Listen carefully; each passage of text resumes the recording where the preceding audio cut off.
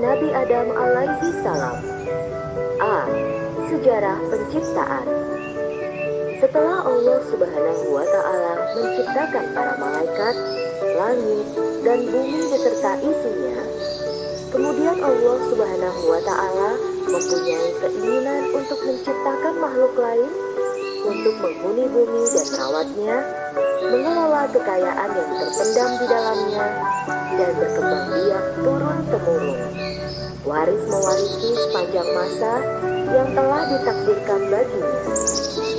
Kemudian, Allah ciptakanlah Adam dari segumpal tanah liat yang kering dan lumpur hitam yang berbentuk.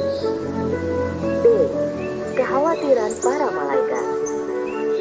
Ketika Allah Subhanahu wa Ta'ala memberitahu para malaikat akan kehendaknya menciptakan makhluk lain itu, mereka khawatir kalau Allah menciptakan makhluk yang lain itu disebabkan kelalaian mereka dalam beribadah dan menjalankan tugas, atau karena pelanggaran yang mereka lakukan tanpa disadari.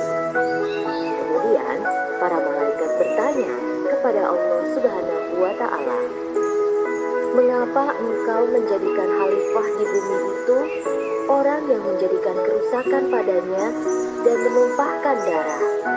Padahal kami, malaikat, senantiasa bertasbih dan memuji engkau dan mensucikan engkau." Quran Surah Al-Baqarah ayat 30. Kemudian, Allah Subhanahu wa Ta'ala menghilangkan kekhawatiran mereka dengan firman-Nya dalam surah Al-Baqarah ayat 30. Sesungguhnya Aku, Allah, mengetahui apa-apa yang tidak kamu, malaikat, ketahui.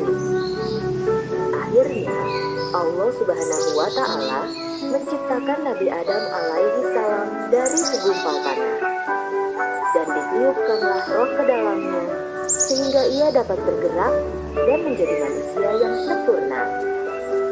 Nabi Adam alaihi salam adalah manusia pertama yang diciptakan oleh Allah Subhanahu wa Ta'ala yang diturunkan di bumi ini untuk membimbing dan mengajari anak cucunya untuk selalu taat beribadah kepada Allah Subhanahu wa Ta'ala. C. Kesombongan iblis atau setan.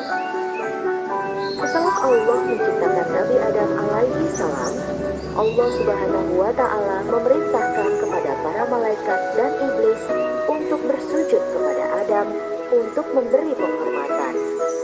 Akan tetapi, iblis tidak mau bersujud kepada Adam sebagaimana para malaikat. Iblis berpikir bahwa dia lebih baik daripada Nabi Adam. Iblis adalah makhluk Allah Subhanahu wa Ta'ala yang dibuat dari api. Jadi sifat iblis diantaranya sama dengan sifat api, yaitu panas membakar atau sombong. Di saat semua makhluk penghuni surga tunduk, menyembah, dan mengakui keagungan Allah Subhanahu wa Ta'ala, tetapi mereka tidak mau menyembah dan mengakuinya. Allah bertanya kepada iblis, "Apakah yang mencegahmu sujud menghormati sesuatu yang telah aku ciptakan dengan tanganku?" Iblis menjawab, "Aku adalah lebih mulia dan lebih unggul dari dia. Engkau ciptakan aku dari api dan menciptakannya dari lumpur." Karena kesombongan dan pembangkangannya, Allah menghukum iblis dengan mengusir mereka dari surga dan mengeluarkannya dari barisan malaikat dengan disertai kutukan dan laknat yang akan melekat pada dirinya hingga hari kiamat. Di samping itu, mereka juga dinyatakan sebagai penghuni neraka. Iblis dengan sifat sombongnya menerima hukuman dari itu dan hanya memohon kepada Allah Subhanahu wa Ta'ala agar diberi kehidupan yang kekal abadi hingga kiamat. Dan Allah mengabulkan permintaan iblis. Dengan sifat sombongnya pula, iblis berjanji dia akan terus membujuk Adam dan anak cucunya agar selalu mengikuti perintahnya, yaitu selalu melakukan hal-hal yang dilarang oleh Allah Subhanahu wa Ta'ala atau maksiat. Dia juga bersumpah akan membujuk manusia dari berbagai penjuru arah untuk meninggalkan jalan yang lurus yang diridhoi Allah Subhanahu wa Ta'ala dan mengikuti langkah buruknya, yaitu jalan yang sesat menuju ke neraka. D. Pengetahuan Adam tentang nama-nama benda.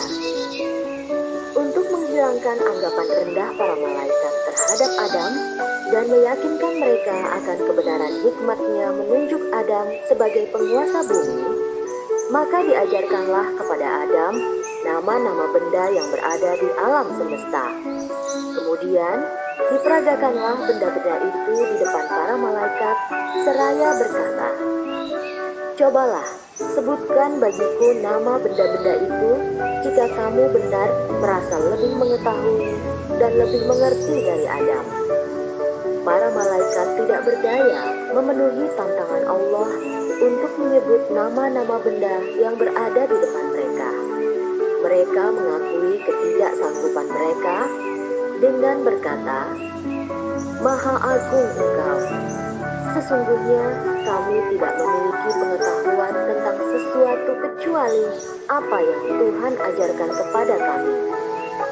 Sesungguhnya Engkaulah yang maha mengetahui dan maha bijaksana." Adam lalu diperintahkan oleh Allah untuk memberitahukan nama-nama itu kepada para malaikat. Dan setelah diberitahukan oleh Adam, berfirmanlah Allah kepada mereka, "Bukankah telah aku katakan padamu bahwa aku mengetahui rahasia langit dan bumi, dan mengetahui apa yang kamu perlihatkan dan apa yang kamu sembunyikan?" E. Tipu daya setan.